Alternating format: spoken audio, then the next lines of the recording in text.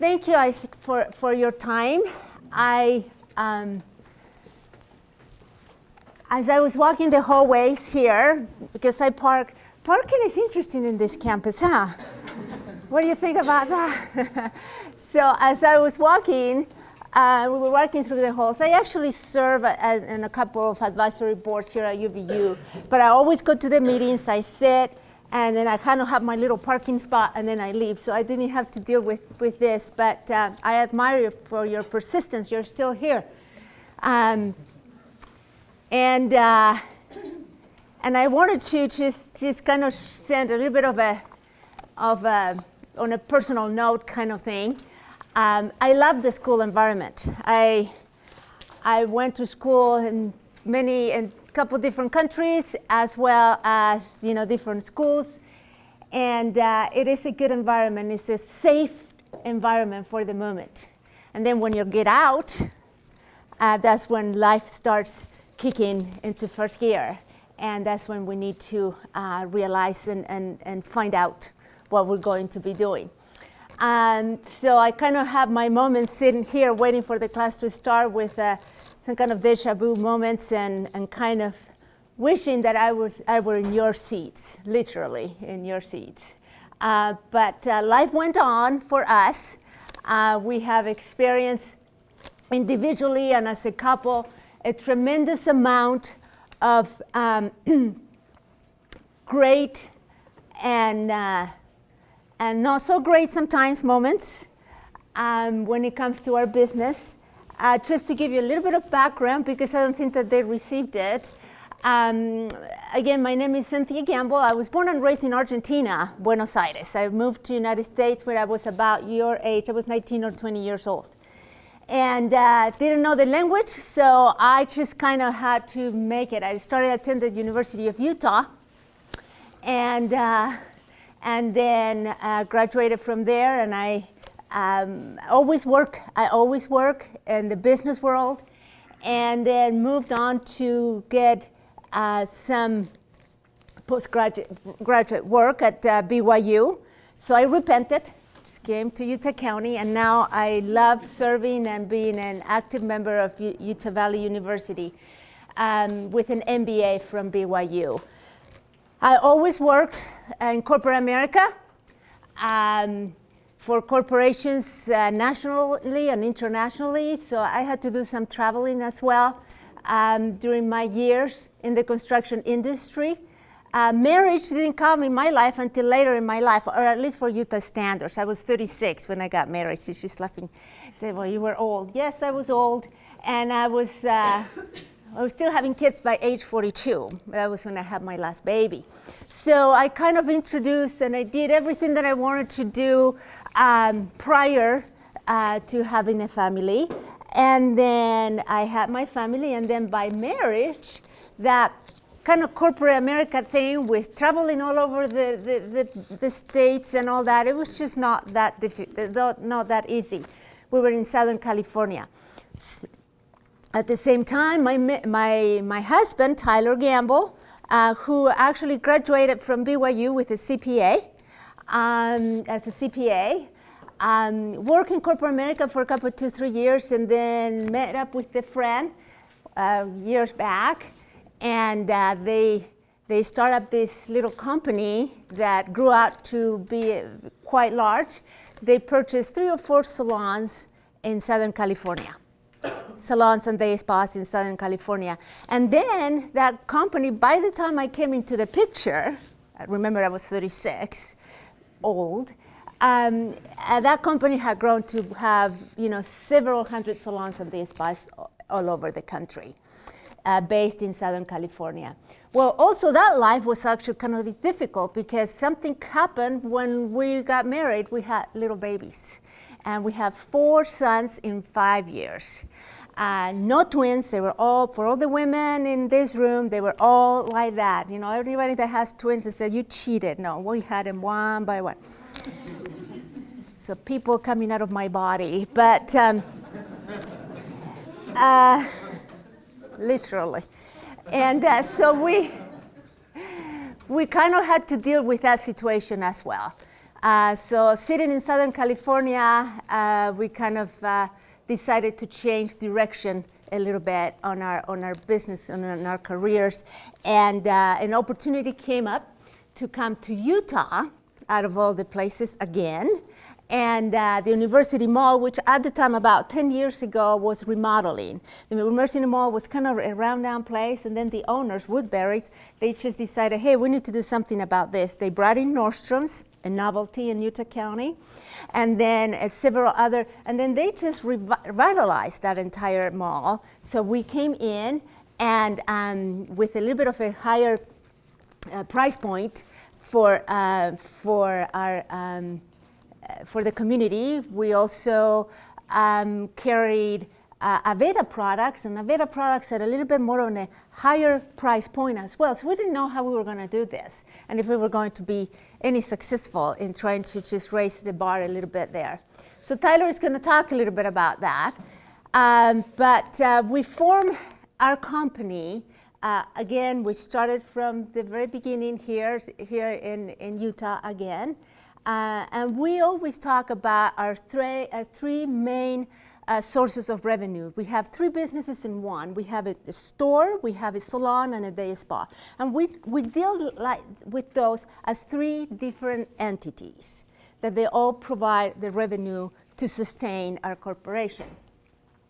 So in advance, so that's number three. So we also have three owners, Tyler, Cynthia Gambill, and then Bernie Nielsen is our third owner, who we're giving her financial interest in our company because she has been a very loyal employee here locally in Utah of Tyler's for many, many years when the company was based in Southern California.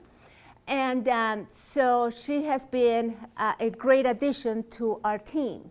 So now our team has three faces. We have a financial guy who is a numbers guy. We have Bernie Nielsen, who is our systems and the manager internally. And then we have Cynthia. And I always say that I have the funnest job because I get to go out and tell people what we do, kind of be the face a little bit of our company, and just market our services and our products the best way I know how. So that's been a great secret to our success. I want to just turn the time over to Tyler, but before I do that, I want to tell you this, and I found this secret that I think that you either need to take a note of it or just seal it in your head or do whatever you can.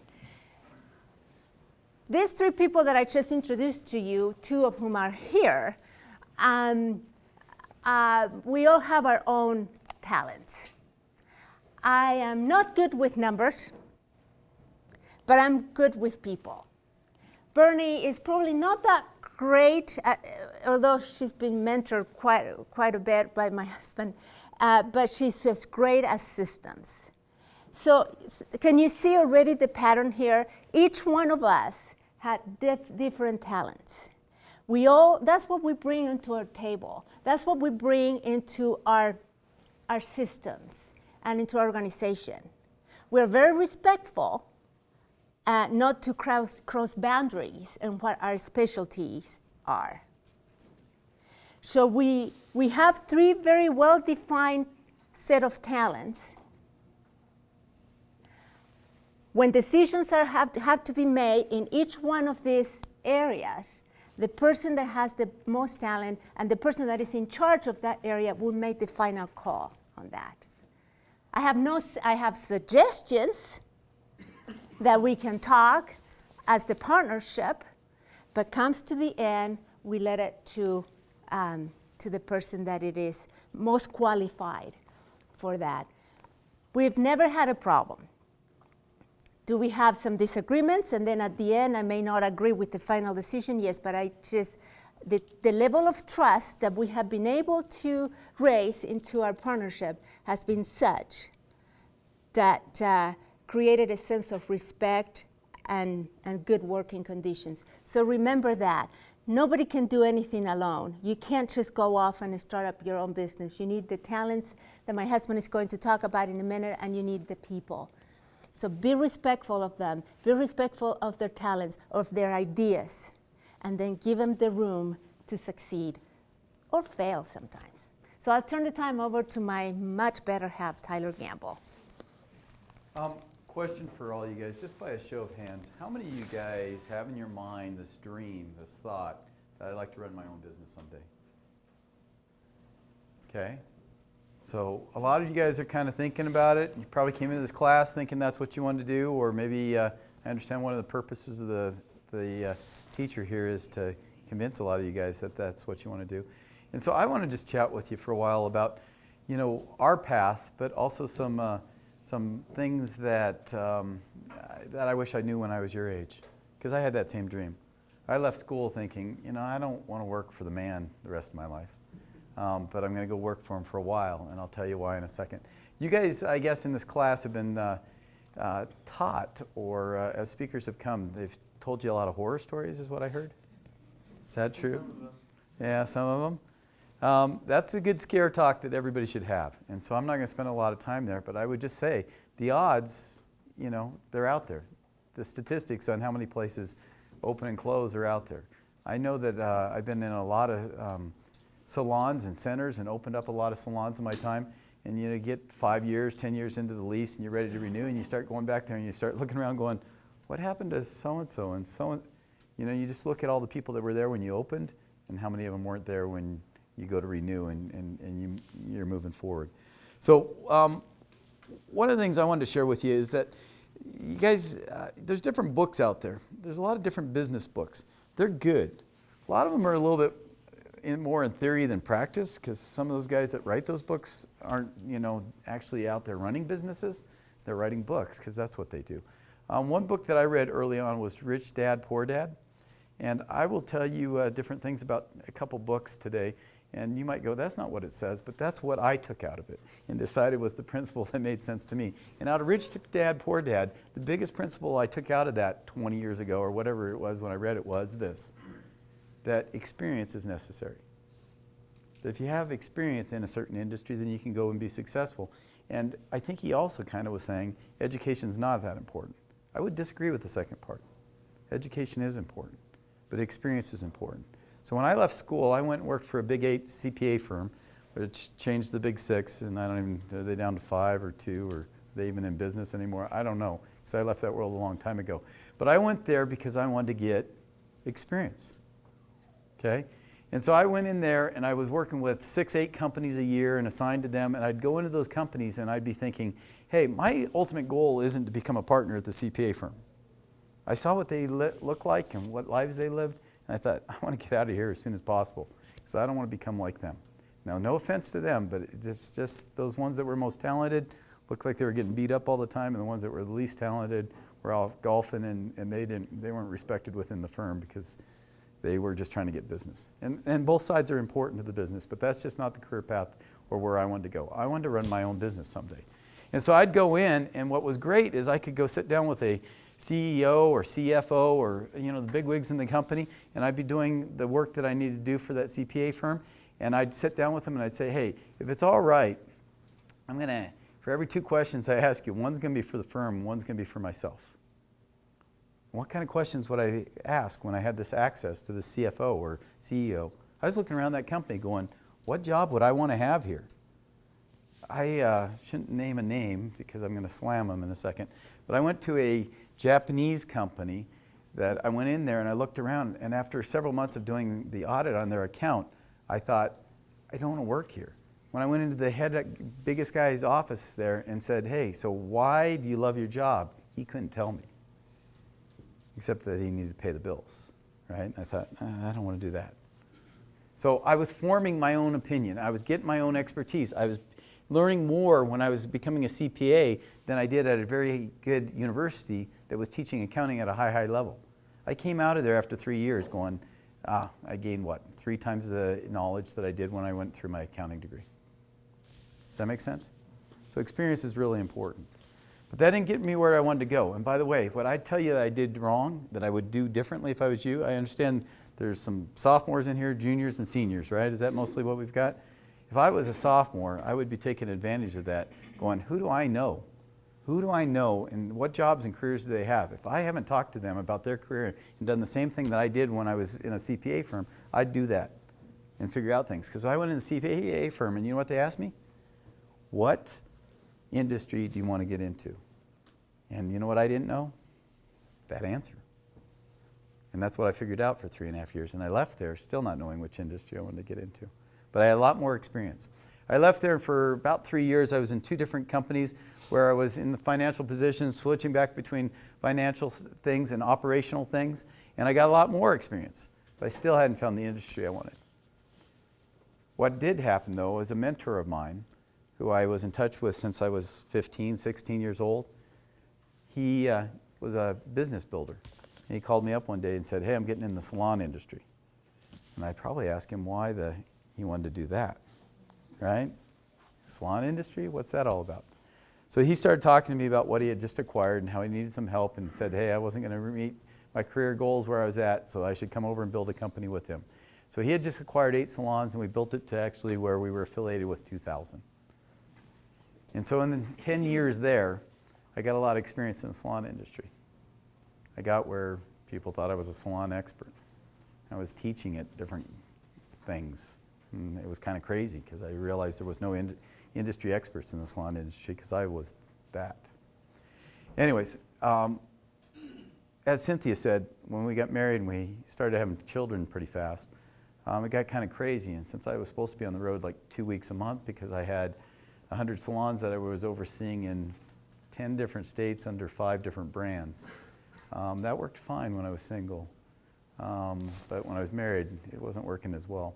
And so we kind of decided that, hey, what if we downsize? What if we go do something on our own? What if we go run something perfect? So I'm going to tell you a little bit about what we did when we got into the business and what I wanted to line up as the most important things. So if you go to build a business, what do you need? If you're going to go open up a business, what do you need? What did somebody over here say? I heard a C word. That's what I was looking for. Capital. Okay, what kind of capital? A lot of capital? But isn't it all the emphasis on financial capital? Right? I'll tell you this. There's a lot of capital in this world to be had. There's a lot of capital in this world to be had. But you know what? People won't give it to you unless you have talent, experience, expertise. So this is how it went when we were looking at our financial capital. And I'm going to spend more time, hopefully, today, depending on how long I've already gone. Got to watch that. We got 20 minutes. Okay. I'm going to spend a little bit of time on financial capital, but I want to spend more time on relationship/people capital. And I even want to spend more time on industry capital. So I've kind of touched on industry capital a little bit, but let me touch on financial. So when we were going to open up our own salon and day spa, once we figured out where we wanted to go, after we had done a lot of research and trying to find the right place, we kind of had to figure out, from a vision standpoint, what we wanted to do. What we wanted to do is build $1 million salon. And so in the salon industry, 2% of all the salons clear $1 million in sales a year. We said that's the model we want. So if we can't find that, we're not going to do it. And the salons that I had been affiliated with, all the ones I knew that were more than $1 million, most of them were in malls. And we had a chain of them that their whole business model was to build right outside of Nordstrom. So I had some biases going in. But actually what I had was some industry expertise. So when we went to do financial capital, this is how it worked. Cynthia and I talked. We had a certain amount of personal money that we were going to put into it. I also knew that landlords end up, if they like you and want you there and stuff, then they'll end up helping you with the build out to a significant portion. So we wanted to maximize what we could get from that capital. But we also knew that we wanted to go do an SBA loan. So I call up the SBA offices, and this is how the phone call goes. So you want to do what? Da, da, da. And I'm thinking on the other end of the phone, these guys don't sound very interested. Aren't they supposed to help you? And the interest level was like on a scale of 1 to 10, like a 1 or 2 for a lot of the conversation. And they started going through some routine questions. And when they heard how much experience we had and what I knew about the industry and stuff, their interest level went from a 2 to an 8. Experience is important. If you want to go run something, if you want to go open up a business, the thing that is the biggest key for failure is you don't know what you're doing. You don't know what you're getting into. I have a friend this last weekend that was talking to me, and he was telling me about the industry he is in, and it's going downhill. He's making his plans for the future. And he started talking to me about a certain type of restaurant that he had. And you know what I was thinking? Oh, you don't have experience in this. Okay, let me start giving you advice on how you can get experience. So these can do what, and he's done some good homework. And he was able to give me numbers and contribution margins and different things. All that sounded good. But my advice to him is, where is the closest one of these so that you can go work there? And why would he go work someplace for $10 an hour? Or his wife? To get experience and to find out things about it, because that increases the level of success. The reason places fail is more because they don't really have a good plan and they don't know where they're going to go with it. Okay? So I kind of told you a little bit about where we finance things and things. I'm going to move on from there into the relationship capital or the people capital. This is an area where Cynthia is great, but this is also an area where if we didn't have our ducks lined up when we opened or when we were going to go open, I wouldn't have done it. Okay? So my wife, she introduced herself a little bit. She's got an MBA. She has a lot of managerial experience. She's a people person. She's really good with people. And you know what? If we grabbed the two of us in a lineup and said, which one owns a salon, it wouldn't be me. She's got the image. She's the one that looks like, she owns the salon and day spa, right? But the truth is, I'm the one that's probably got more experience at doing it. She's kind of learned as we've built the thing and built it out. So let me tell you about her. She's great at relationships. She is the best. Is she not, Brad? Brad's sleeping over there. Is Cynthia good at relationships? She's the best. And so I'm going to have you tell you how she's leveraged that for our businesses, because that's been important. But Bernie Nielsen, our director of operations, when I was running 100 salons, I had 10 district managers. I had 2 of them that I was willing to open business with. Okay, now that doesn't mean the other 8 were terrible, but I knew that these 2 I couldn't lose with, and Bernie was one of them. She was running 12 salons for me and doing a great job. She has credibility in the salon industry with stylists. They know who she is, she treats them well, but she's not so much of a people person that she won't pay attention to the business side. So she won't sacrifice what we got to get done.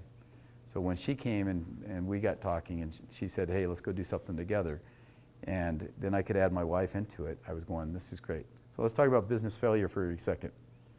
Partnerships, do they fail more often than regular single-owned businesses? Yes, they do. Okay? Why? Because they can't get together and go the same direction. And a lot of reason, if you want to go do a partnership, what you'll do is you grab your buddy and you go, hey, we get along so well. Let's do this. We can do it. But you got the same skill set. So who's going to handle the other areas that need to be handled? Like Cynthia said, I'm more the strategic planning guy, the numbers guy, the financial model guy. We live by our financial model.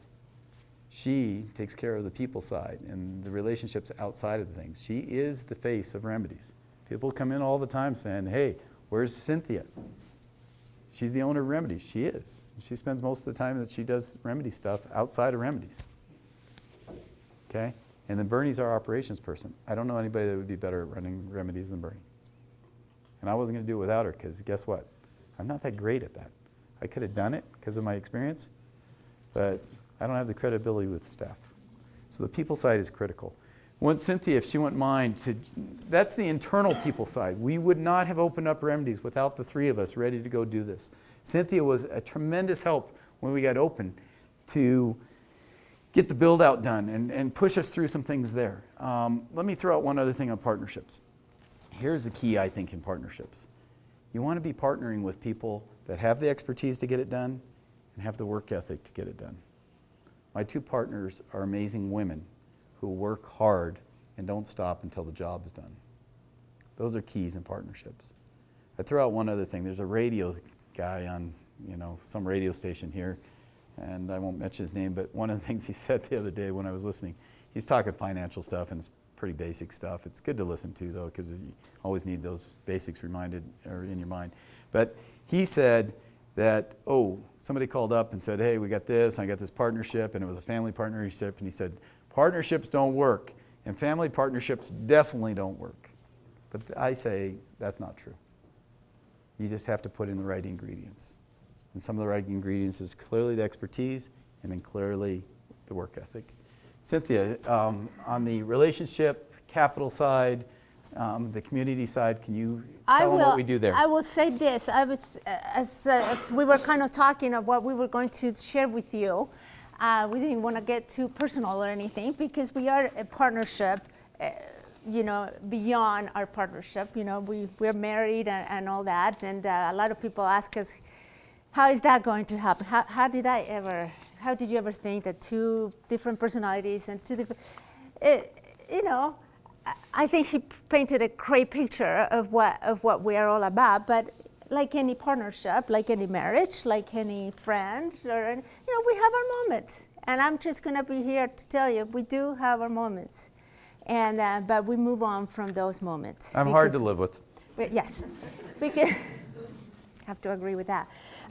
But we do, once again, the respect, the line of authority, so to speak, and the territories that we are experts on we pay great attention. We're extremely reverent, if that's a good word to use, as to each one of these areas of focus. I was looking, a couple, 2-3 years after we moved into town, we were featured in a local magazine, Business Q, and Utah Valley. It's just for Utah Valley businesses. Just, we came into town, we were the new face, the new flavor of the month, and then they just gave us this nice feature. And as I was looking through it, they were also featuring some other partnerships and some other businesses. I'm going to say when was this, honey? 2007.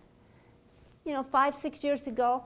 I'm going to say about 60% of the businesses that were featured here are no longer in business. They either failed or they had to be bought out and some kind of a strategic, or either that or lose everything kind of thing.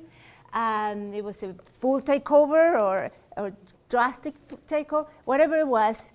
Most of them are not around. And as I look at them, because I know most of them, because I'm kind of the networking person around our business, one of the things that fail internally, it wasn't the talent, definitely wasn't the idea. Some of these products and services I truly miss as a consumer, but it's just the internal relationships that people capital that we associate with our partners and our employees and all that.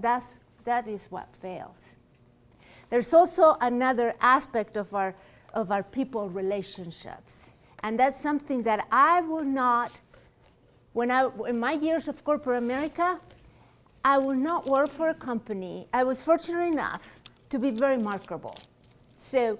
And I was also fortunate enough to work in corporate America at the time where there were more jobs than people to fill them. Remember a few years ago? Things have changed. So I was really picky on choosing who I was going to work with or who I was going to work for.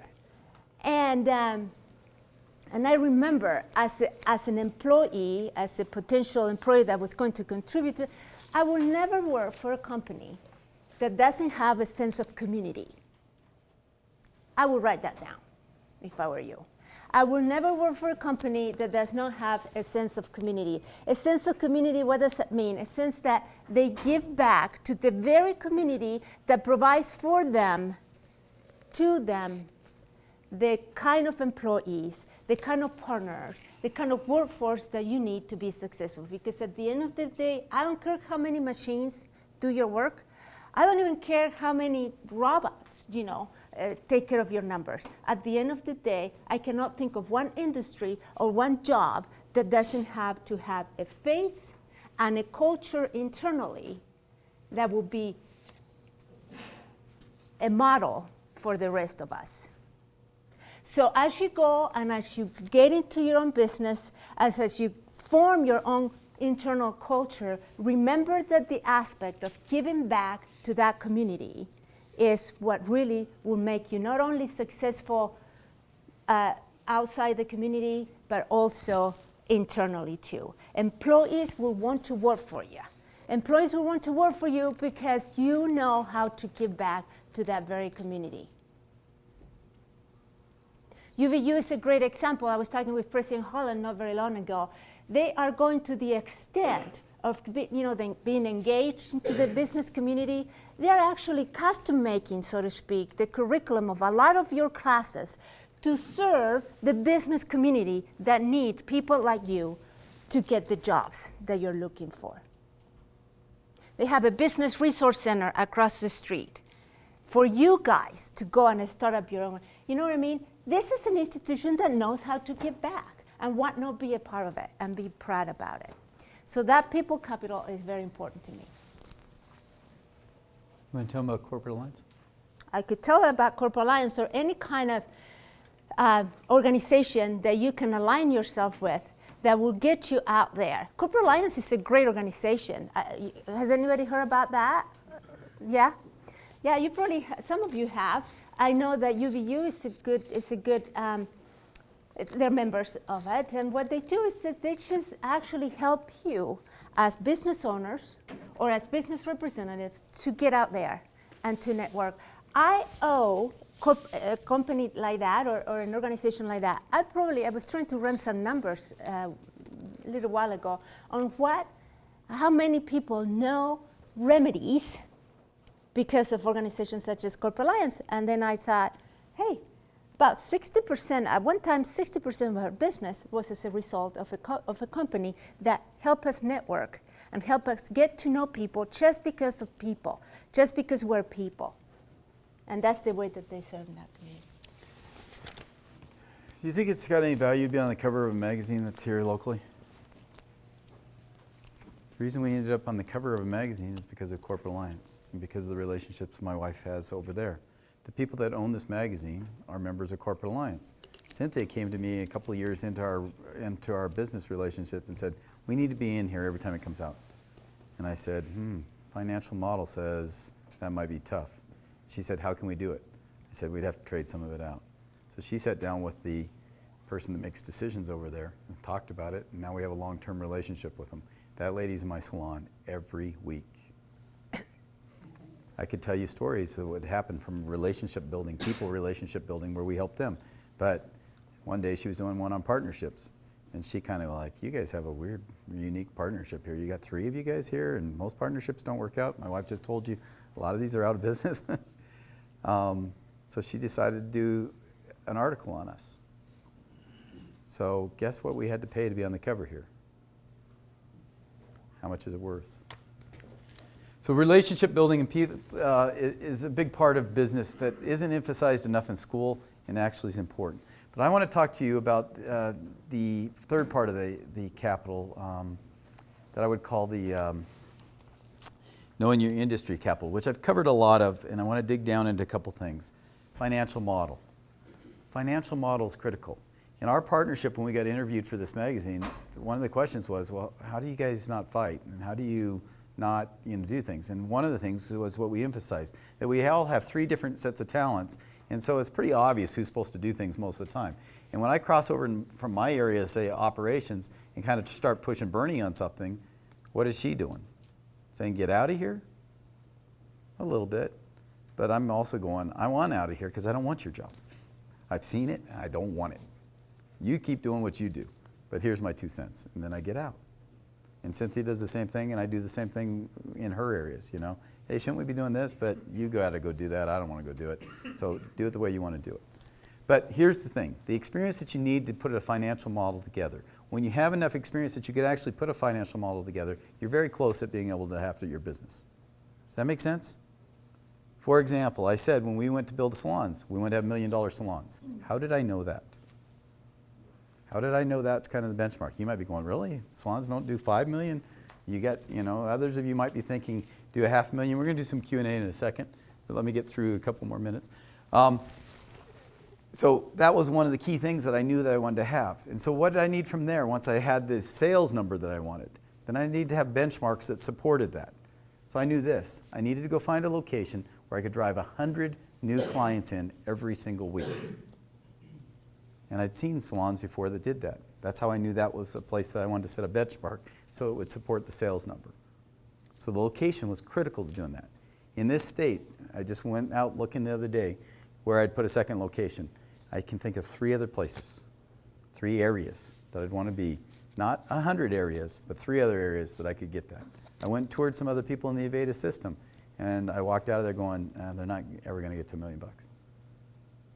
I knew it just based on where they were at location-wise. So we always hear location, location, location, but that's got to be built into your expertise of knowing where that location's got to be to support the model you're putting.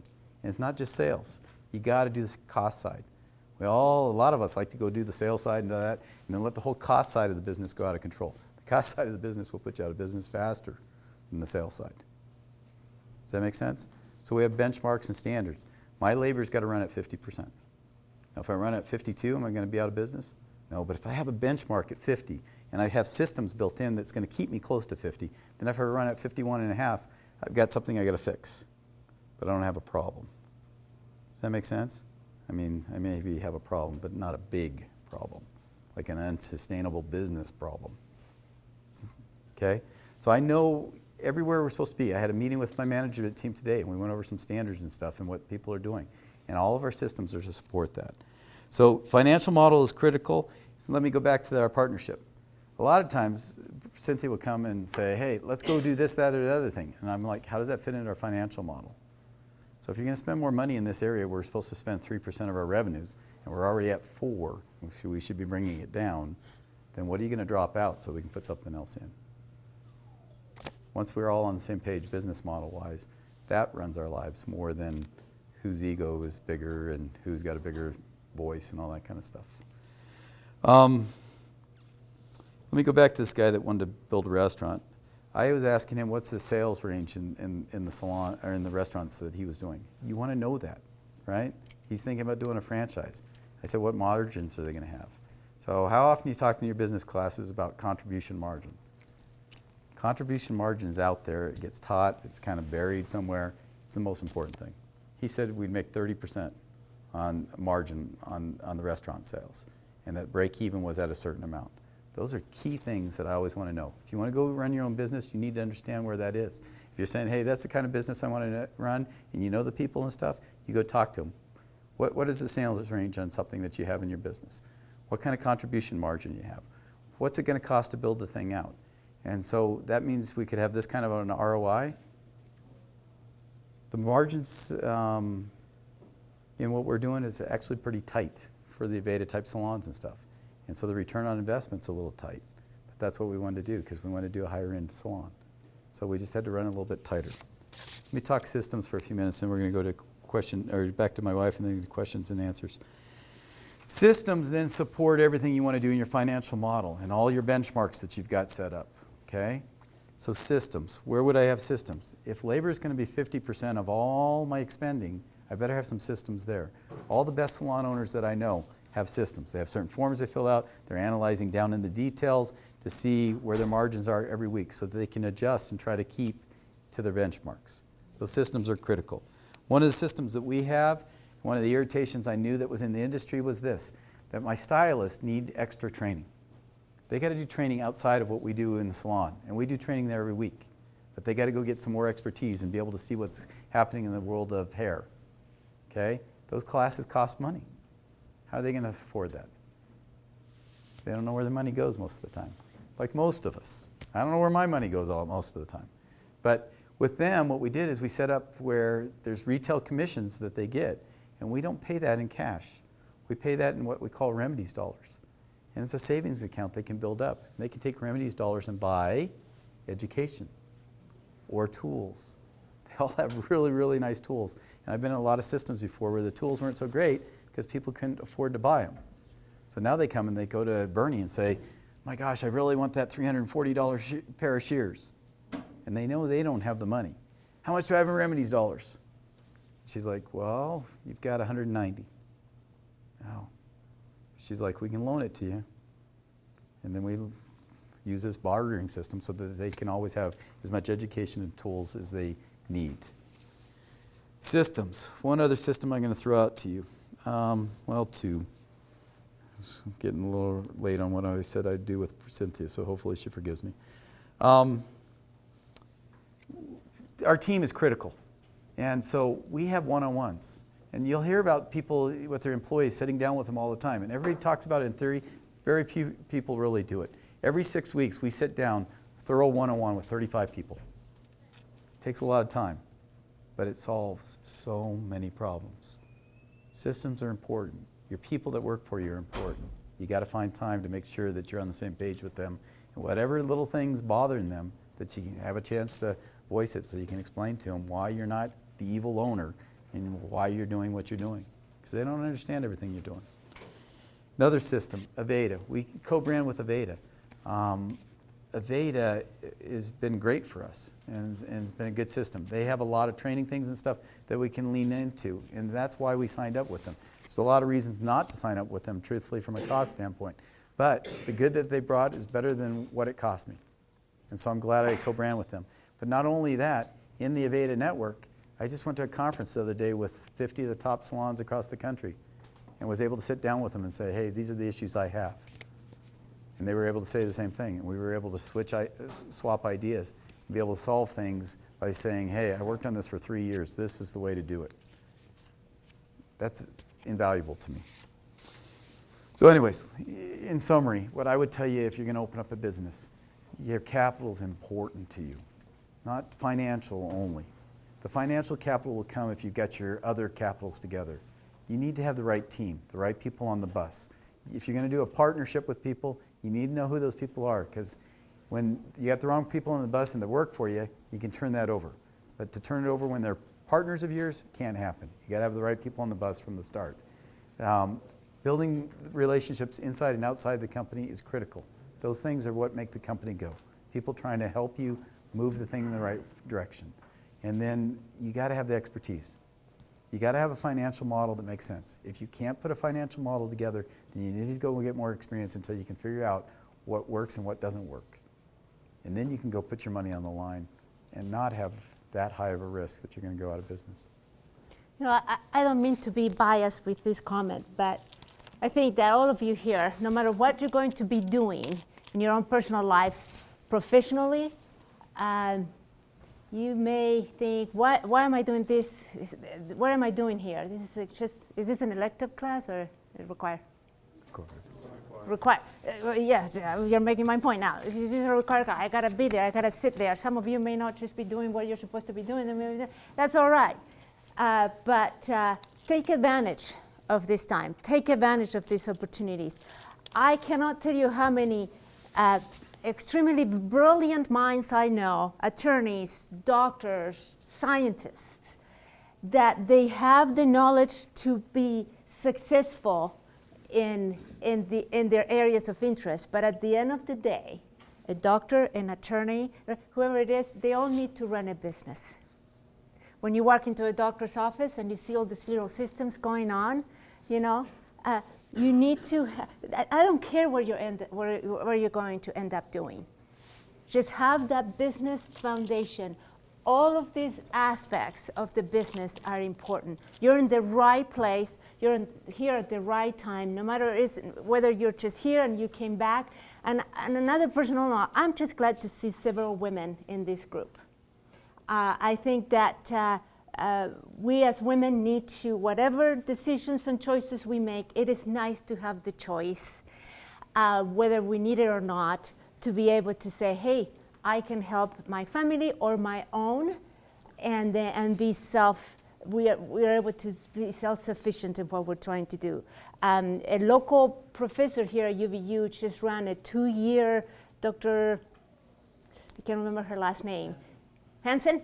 Madsen, that's right.